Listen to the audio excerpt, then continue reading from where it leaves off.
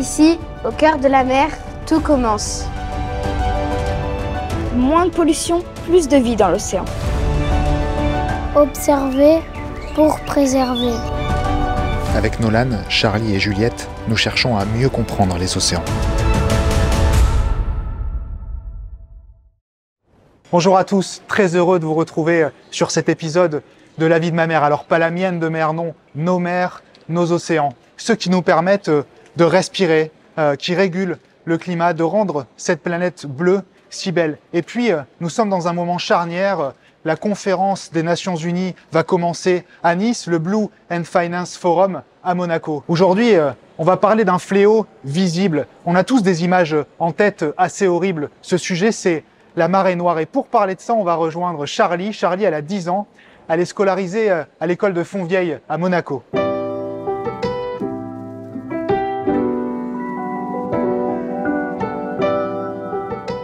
Coucou Charlie. Bonjour, Ça va? Oui.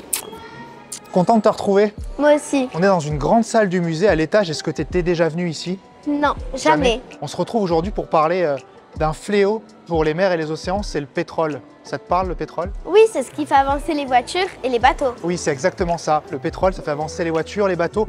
Mais plus largement que ça, on a du pétrole partout autour de nous. On a créé une société autour du pétrole. Et tu sais comment on fait circuler le pétrole en mer et dans les océans? Je suis pas sûre, mais je crois que c'est le pétrolier. C'est exactement ça, c'est le pétrolier. Et de temps en temps, il y a des accidents. Et quand un pétrolier a un accident, son pétrole se déverse dans les mers, les océans, et ça génère quelque chose qu'on appelle une marée. Noir? Une marée noire, c'est exactement ça. Est-ce que le pétrole, ça colle comme du chewing-gum sur les animaux? C'est un peu ça, mais pour te répondre plus précisément, on est allé voir Florent Champion. Florent, c'est le directeur exécutif des accords Ramoche. C'est un accord de coopération entre la France, l'Italie et Monaco pour préserver la Méditerranée. Tu veux qu'on lance la vidéo ensemble? T'as juste à appuyer là. Oui, malheureusement, l'eau noire du pétrole, elle colle aux animaux comme du chewing-gum. C'est une vraie glu et ça va avoir des conséquences sur toute la faune et sur toute la flore marine. Par exemple, pour le pétrole, il va se déverser à la surface de l'eau et ça va avoir un impact sur les espèces qui sont dans ce milieu. Par exemple, ça va venir coller sur les plumes, les ailes des oiseaux. Ça va provoquer de facto leur noyade ou leur hypothermie en les empêchant de s'envoler. Mais ça va aussi avoir des conséquences sur les espèces qui vivent dans l'eau, comme les poissons, les cétacés, qui vont peut-être se retrouver avec du pétrole sur leurs branchies, sur leur peau, qui va provoquer des irritations ou de la suffocation.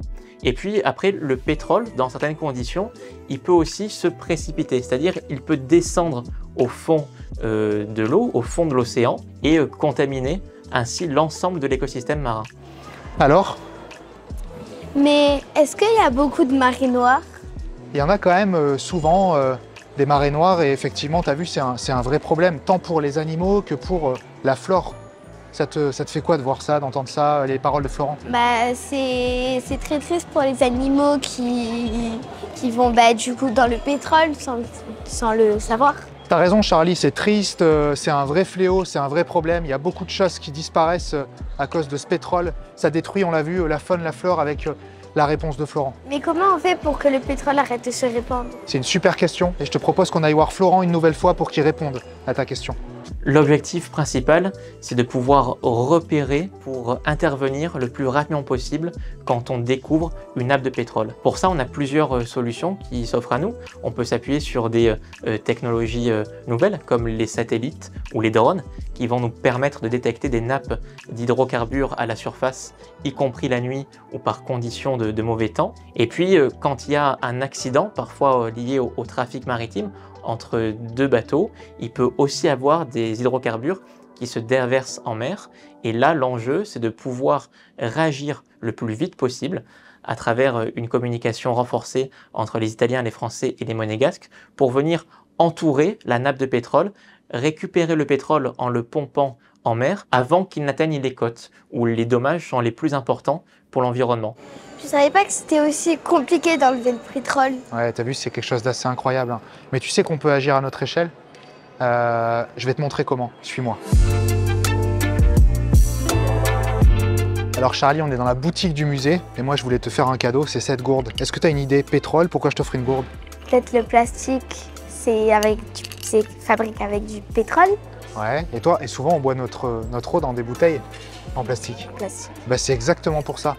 Et tu sais qu'on peut agir tous à son niveau et ça c'est une vraie manière de te le montrer. Si tu remplaces les bouteilles plastiques du quotidien par une gourde que tu gardes très longtemps, alors tu diminues ta consommation de plastique. Le plastique c'est du Pétrole. Et ouais, donc si tu diminues ta consommation de plastique, on a moins de pétrole sur les mers et donc toi, à ta petite échelle, tu as agi contre les marées noires. Tiens, c'est pour toi. Merci. Avec plaisir Charlie. J'espère que cette bouteille que je viens d'offrir à Charlie n'est pas une bouteille à la mer, mais bien un germe de conscience pour le futur. Merci d'avoir suivi cet épisode de La vie de ma mère. Prenez soin de vous, prenez soin de nos mers, de nos océans, et on se retrouve très bientôt pour un nouvel épisode au cœur du vivant.